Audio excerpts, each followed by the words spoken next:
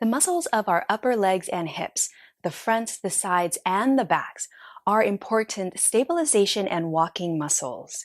They are necessary for getting up and down and for our balance. Leg strength is a key element of our balance. Without it, we can become susceptible to trips and falls. So let's do exercises to strengthen the upper legs and hips. For this first one, I will be giving you the side view for alignment. So the chair is here for support and for balance if you need it. Let's start by standing up tall. So engaging through those core muscles to support that long and neutral position of the spine. Shoulders draw back and down, and then the head pulls back. So it's almost over the tailbone, bottom of the chin parallel to the floor. We'll step a little bit away from the chair, but enough so that you can eventually place your hands onto the chair. You are welcome to keep a hand onto the chair the whole time if you need it. So we'll first start to lift one leg as high as is comfortable up to the height of the hip. And whenever we lift the leg, we'll lift the toes as well. So we're lifting that thigh any amount that feels good to you. And then maintaining that strong flat back, we'll hinge forward at the hips, about up to 45 degrees or less, and kick that leg towards straight. So kick it back behind you. And then we'll come back to stand. So we'll lift the thigh, work in the front of the legs and the hips, and then hinge forward and kick it back, maintaining that strong flat back, and then come back to center. We'll do 3 more times. If you want a little bit more of a challenge, you'll keep that leg lifted the whole time. So 3 more times, we'll lift the thigh, hinge forward, kick it back. And then maybe come right back to that standing position where you lift the thigh, or you can tap the foot down if you need to. Hinge forward, kick it back, turn those toes to point down, and then 1 more time, lift, hinge forward, kick it back, and then come back upright, using the hands on the chair for support. Let's move over to the other leg. So we'll lift the leg as high as is comfortable, lift the toes as well, hinge forward, kick it straight back, turn the toes to point down. Maybe pausing to stand, or maybe you're lifting the thigh off of the floor first. And then hinge forward and kick. Come back to center, lift, hinge forward and kick. 2 more times, lift, hinge forward and kick. And 1 last time, lift, hinge forward and kick. And then upright, and then wiggle or shake it out. Our second exercise is our side leg lifts. And I'm actually going to stand behind the chair. So we'll start with the feet, standing with the feet as close together as is comfortable, all 10 toes pointing forward the whole time. And with just a very gentle bend in the knee, let's draw one leg out to the side. Make sure those toes stay pointing forward. So we don't want the toes to lift out to the side. So we'll think of lifting the outer foot up, outer part of the foot up, and then release down. And we'll softly swing over to the other side. We'll lift and then release. So we'll move side to side. Try to keep the upper half of the body as still, as stable as you can. And you don't have to lift that leg very high, as long as you feel the work along the outer hips, along the outer legs. And if you want even more of a challenge, you can maybe just keep one hand on the chair, or you can relax the arms alongside the body. We want to feel the work of the outer hip muscles and the outer upper leg muscles. Last time, on each side. And then come back to center and maybe a little wiggle out, bending one knee at a time. The third exercise will be, I'll give the side view, our straight leg lift into the back. So let's start by standing tall, and we'll lift one leg straight back and up. Doesn't have to be too high. We don't want to hinge forward. We want to keep that upright position. So we're just lifting a little bit back behind, keep pressing out through the heel, and then slowly release down. Over to the other side. Leg is straight and lifts back and up, and then release. So moving from side to side, finding a smooth and deep way of breathing. Remember, we never want to hold our breath. And we're still maintaining that good upright posture.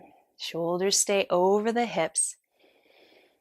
Head is in that neutral position. Notice if you're starting to lift or lower the chin. Try to keep bottom of the chin parallel to the floor. You'll feel the work along the hamstrings, those muscles along the back of the upper legs. And then one last time on this side. And then come back, stretch it out, whatever movement feels good. And then our final movement will be our side to side squats.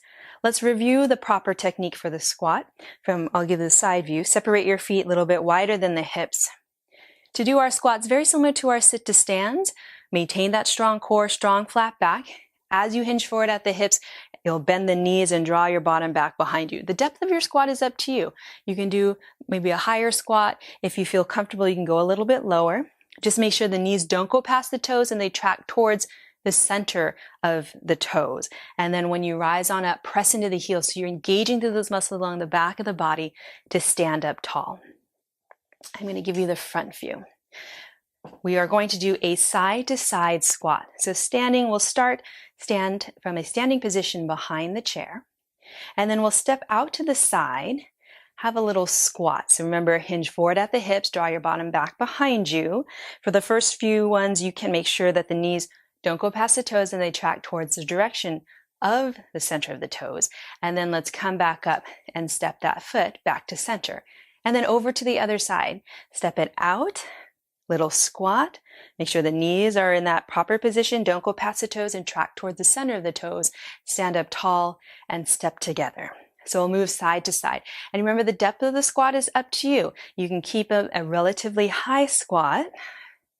And then as you build more strength and feel comfortable, you can go a little bit lower. Always making sure that the joints are happy. And if the joints don't feel good, modify, skip, or you can just step out side to side. You'll still be getting some good leg strength work. This is our last time on this round. And then let's come up to stand and shake it out or wiggle it out, whatever movement feels good to your body.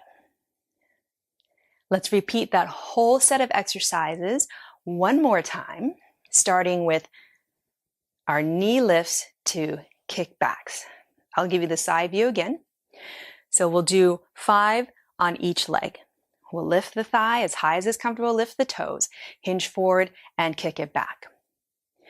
Lift and then kick. Remember, you can place your foot down in between if you need to. Try to maintain that strong flat back. Find a deep way of breathing. And one last time, really strengthening the legs and the back of the body. And then upright, shake it out if you need to, and over to the other side. Lift as high as is comfortable for your body, hinge forward and kick. So we'll lift and kick. So let's do that 3 more times. Making sure you're breathing. Maybe making sure you're never holding your breath. 1 more time and kick. And then come back up, shake it out. Now we have our side leg lifts, alternating side to side, standing tall with that good posture. Remember, the shoulders draw back over the hips, head pulls back, engage to the core, soft bend in those knees, draw one leg out to the side, keep those toes pointing forward, and then come back to center, over to the other side. So we'll do 5 times on each side.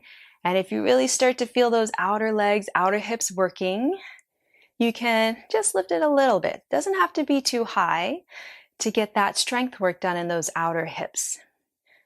Since our lives are so forward and back, sometimes the outer muscles don't get as much exercise as they need. So we want to make sure that we do give them that proper strength work. And back to center, shake it out. Our third exercise is to lift the legs straight back and up behind us, but keeping the upper half of the body really still and stable. So let's draw one leg straight back Doesn't have to be too high. And then release over to the other side. So really engage through the core muscles, especially on the front of the body. We want to make sure that we don't overarch through the spine. So engage through the front part of the core to make sure that we don't overarch through the spine.